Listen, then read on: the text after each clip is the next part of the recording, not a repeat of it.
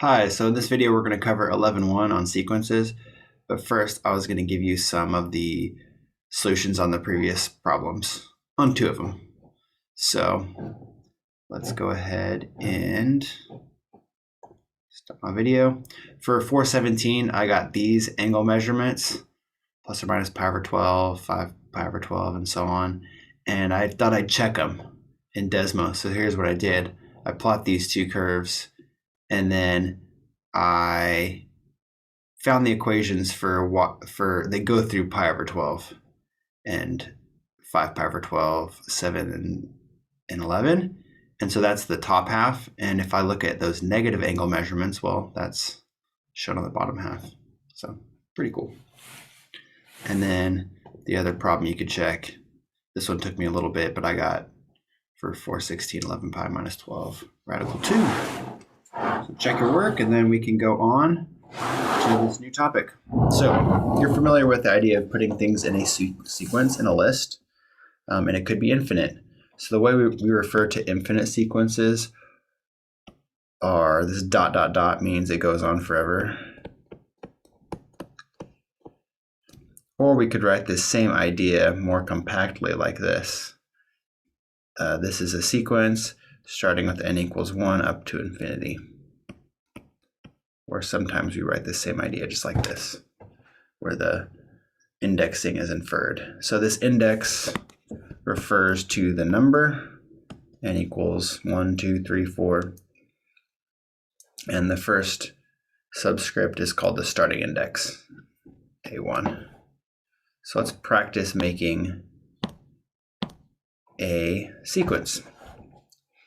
So if this sequence is defined as the square root of n, we could find A1 is the square root of 1, A2 is the square root of 2, A3 is the square root of 3, A4 is the square root of 4, and so on.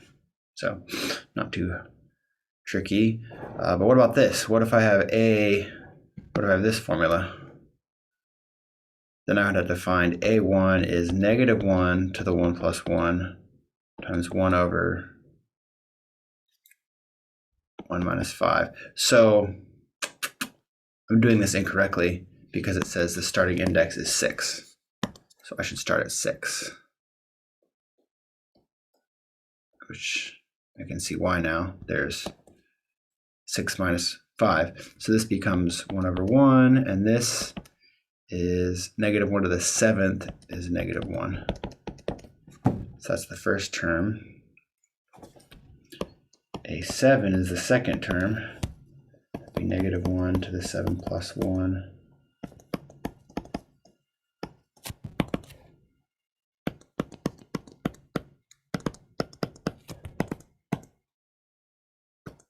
It's just positive 1/2.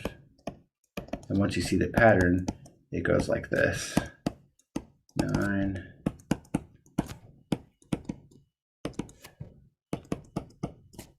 And so on. So notice the negative sign is in alternating terms. So that's something that's happening in this sequence now.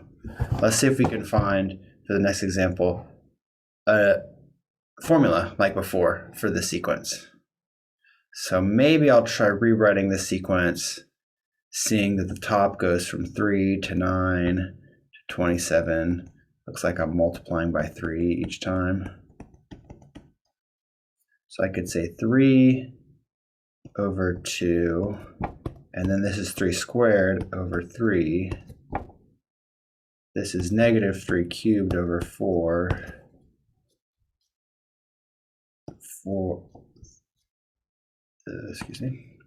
3 to the 4th over 5.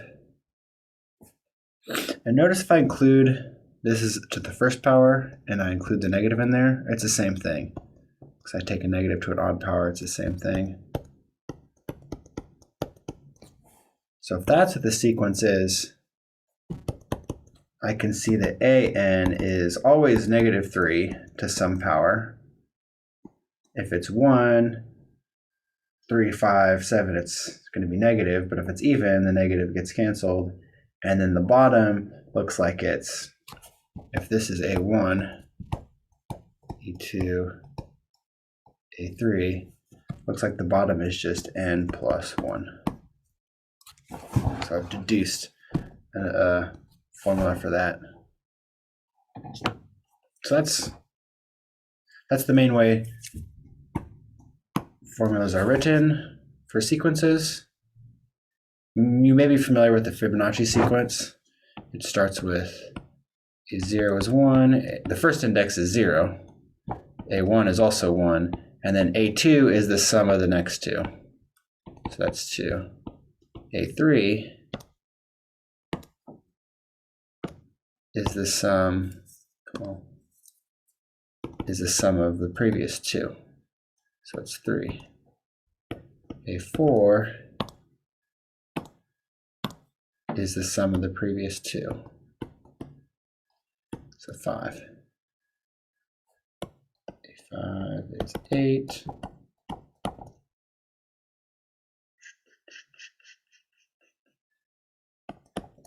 So on.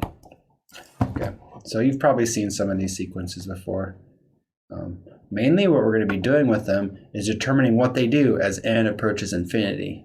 So we'll talk about the limit, a sequence having a limit if a sub n approaches L as n approaches infinity. Or the other way we could write this, the limit as n approaches infinity of a sub n is L. And if that limit exists, if L is a finite number, we say the limit converges. If there doesn't exist a limit, we say it diverges. So what about this sequence? Is it convergent or divergent? Let's take the limit as n approaches infinity.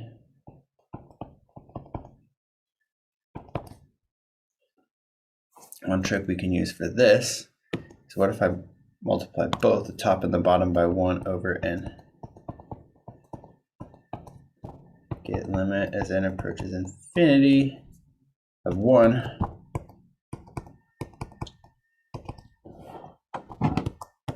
So that becomes pretty clear that this term goes to 0. So it's just 1. It's convergent.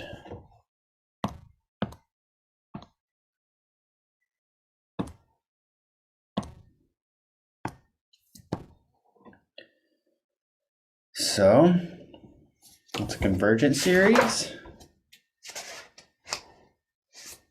Oh yeah, so functions are useful. We know how to do limits with functions. So if we can write our function, our series as a function, then we could take the limit of our function, and that's the same thing as the limit of our series. We could say the same thing. So if we know fn, fx, write it this way, fx is ln of x over x, what does this function do as x approaches infinity as a function?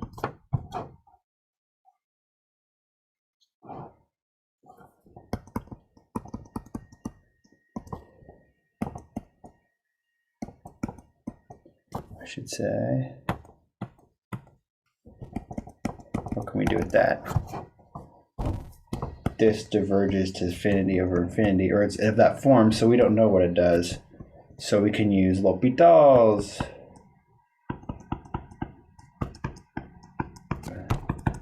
So it's 0, converges to 0. So functional representation of a series allows us to do something like L'Hopital's. And we could also say a function goes to infinity or diverges to infinity. And here's the formal definition of that. For every number n, you can find an index n, I should say integer n, such that all the indexes greater than that are greater than some limit. So I don't think we're going to use that definition in this class, but you'll see it in analysis. Oh, and here are some rules for limits, similar to what we've seen for functions. Limits of functions. You can add limits, you can add them, you can move the constant out in front, you can multiply limits, you can divide limits, and you can also take the powers of limits. So let's see if these laws are useful for solving some of these limits. Well, we'll use them. So here's the first one.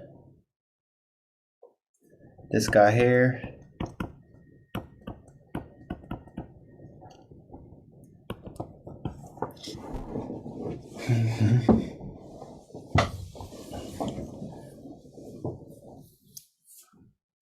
I'm going to divide the top and the bottom by n, because that doesn't change my equation, and I get the limit as n approaches infinity of 2 over 3 n plus 1 over n.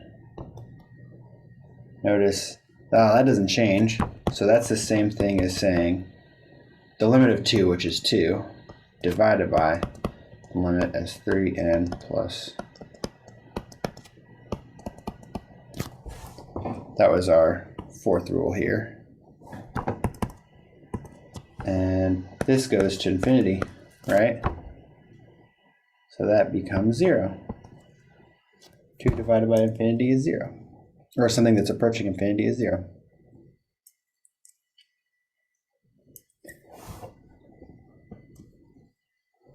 This one, I'm going to simplify by saying multiplying the top and the bottom by this, getting rid of the radical. So we got n 5 plus square root of n over 5 plus n.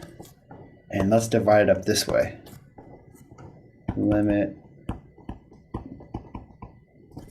using rule 3, I can divide it up. I can say that's the same as limit n approaches infinity of n over 5 plus n, that's the first half, times the limit as n approaches infinity, 5 plus n, square root of 5 plus n. So what does this thing go to?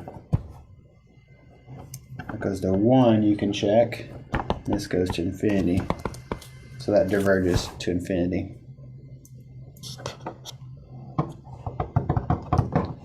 This one you can take the limit Cn as the limit of 2 as it approaches infinity. This is kind of silly, but that's just 2. You can think about this being the sequence 2, 2, 2, 2 forever. And then we add this limit.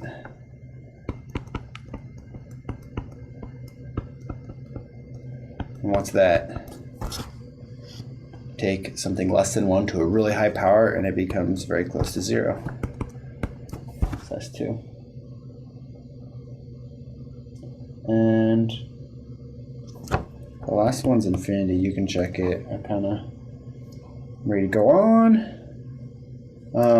Here's the first set of homework problems for you guys. I'll have you do those. And then there's some more techniques for doing limits. First is the squeeze theorem. Squeeze theorem basically graphically looks like this. If my limit is doing something like this, and it's bounded above by some limit and bounded below by some limit, whatever the limit of the sequence is if both of these converge to something like 0, whatever is in the middle is blue limit here. It's going to be having the same limit as both. So we could write it like this. Suppose A sub n is the lower limit, C sub n is the upper limit. If they both converge to L, then the middle limit, the one in between, B sub n, has got to be L. So here's a nice example of that. This is an example of our squeeze theorem. So notice this term here, if we call that our A sub n, negative 1 to the n, 5 over n, is less than 5 over n, right? Because this is either negative or positive 5 over n, and this is also greater than negative 5 over n. So to help us apply our theorem, let's call this B sub n, this is A sub n, and this is C sub n. So what's the limit of C sub n as n approaches infinity? Oh, well, that's 0. That's easy. What's the limit as n approaches infinity of a sub n? That's also 0. So because these two guys go to 0, this thing also has to go to 0 by the squeeze theorem. So that's also 0. And one way to apply the squeeze theorem for functions that go to 0, or you could say, hey, if I can take the absolute value of my function, in this case, the absolute value of -1 to the n 5 over n is just 5 over n. And if I can take the absolute value and see that that converges to 0, then -1 times 5 to the n over 5 over n times 5 over n also has to converge to 0 by the same reasoning as before. So here's a special case of the squeeze theorem. The limit as n approaches 0 of the non-absolute value has to be 0. If the absolute value is 0, the non-absolute value has to be 2.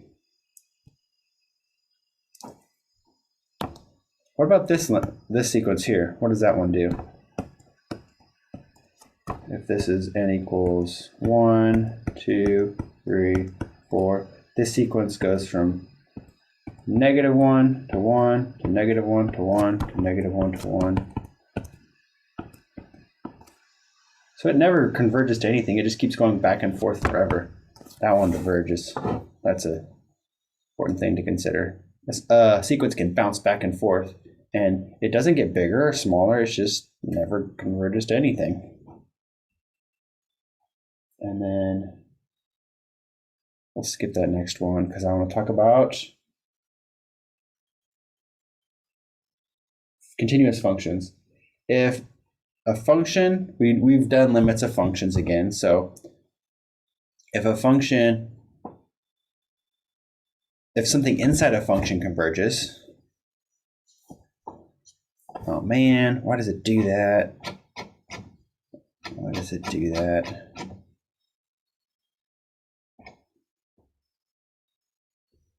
Oh, there we go. Okay, sure. So if this converges, then what does f of an do?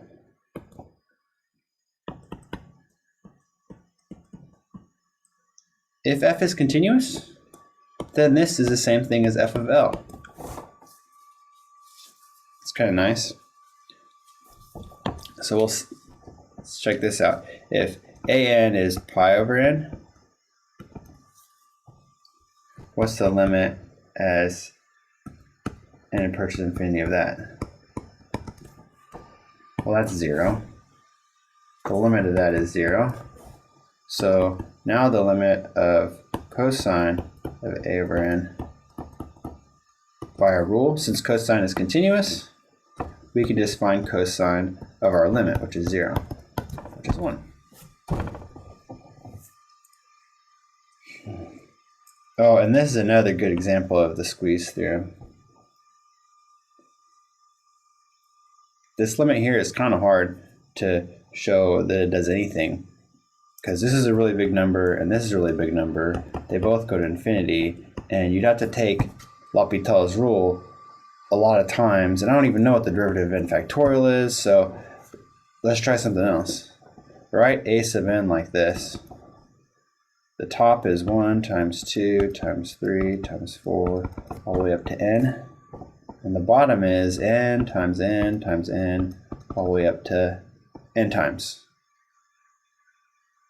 And we can now write that as 1 over n times 2 times 3 times 4 to n over n times n times n to n. We just separated this part. And notice, this thing's always going to be greater than 0.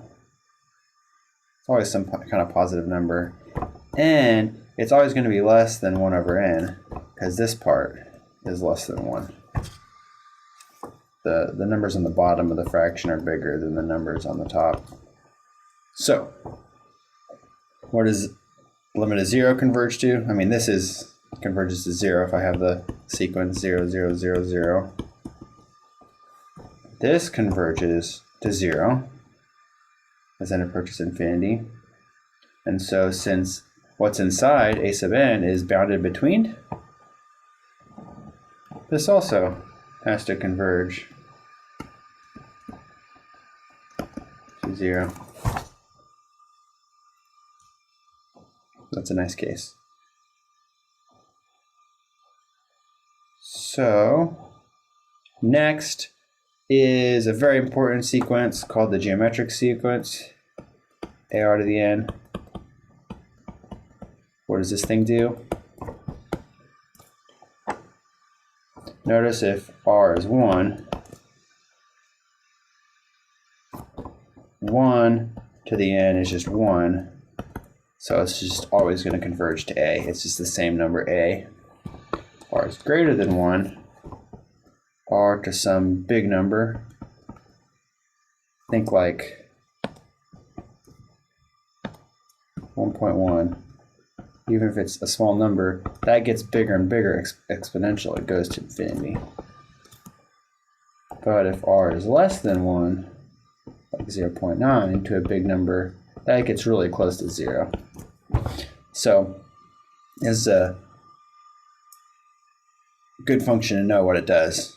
Based off these rules, we can now just say what anything to some kind of power is, because we know if it's less than 1, it goes to 0. If it's greater than 1, it diverges. And so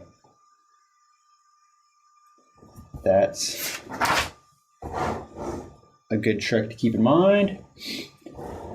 And then the last trick involves keeping track of whether your sequence is increasing or decreasing. And if we know a sequence is bounded and decreasing eventually, or increasing, then we know it will converge. So let's develop these ideas. Increasing means the next term is always bigger than the previous term. All n greater than 1. Decreasing means the next term is less than the previous term. And well, if either of these cases are holding, we call it monotonic. So a function is monotonic if it is either increasing or decreasing. That's good. Okay, so let's show this function is decreasing. Sorry, this sequence. We're going to show this sequence is decreasing by considering the function that's represented by it. If we can find the derivative of something, then we can know whether it's where it's increasing or decreasing. So low d high minus high d low. This is 2 minus x squared. So if we want to show that it's decreasing, we got to show this is less than 0. Which is the same, since this is always positive. That's the same as showing 2 minus x squared is less than 0, or 2 is less than x squared. X is greater than the square root of 2. So after the first term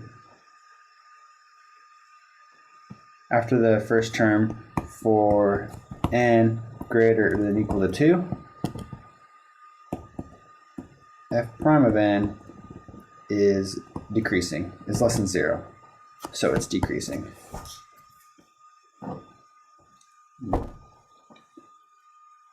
And I'll have you guys do this one for homework. Show this function's increasing using the same trick. Make some kind of function n ln of n, x ln of x. Continuous function. If the function's decreasing, so is the sequence. Okay, so the next thing we need to know if a function is increasing or decreasing, if we know it's bounded, that's going to show that it's convergent. So what does bounded mean?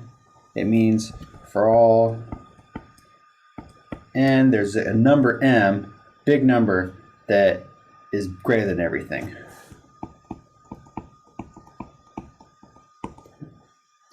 And then it's bounded below if there's a number little m such that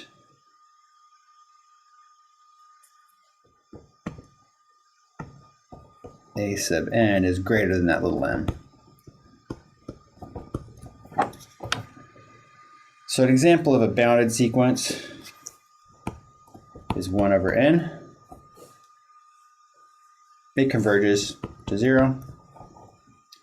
A bounded sequence, another bounded sequence is -1 to the n, because it's less than 1 and it's greater than -1. But -1 to the n diverges. And you could have an unbounded sequence that diverges. That thing diverges. But all convergent sequences, this is an interesting fact, they're bounded. All of them.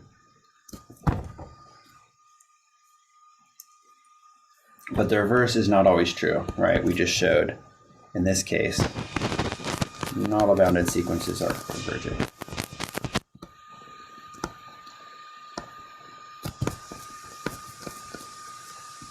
So what we need is both bounded and monatomic to show convergent. And there's a proof of this. We won't prove it, but we'll just use it. If we can show these two things, bounded and monotonic, remember that means increasing or decreasing, we know it converges. So let's first show this sequence is bounded. N over n plus 1. That's always going to be greater than or equal to 0. And it's always going to be less than or equal to 1, right? Because this number is bigger than this number. So you divide by a bigger number, it's going to be less than or equal to 1. Okay, so we're bounded. That's our little m, that's our big M. It's always going to be between those two. Now let's show monotonic. Let's show this sequence here, is it increasing or decreasing? Let's see.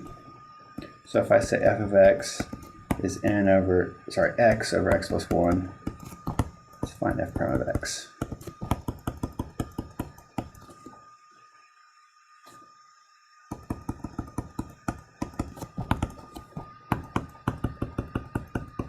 Okay, that's easy. That's always greater than 1. So we know our sequence is increasing. Increasing means it's monotonic. Because of these two things, because we proved that it's bounded and increasing, we can right away say it converges. And in fact, yes, the sequence does converge to 1.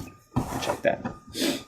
Okay, that's all I have for my notes. The rest of these activities, 522 through 26, are your homework.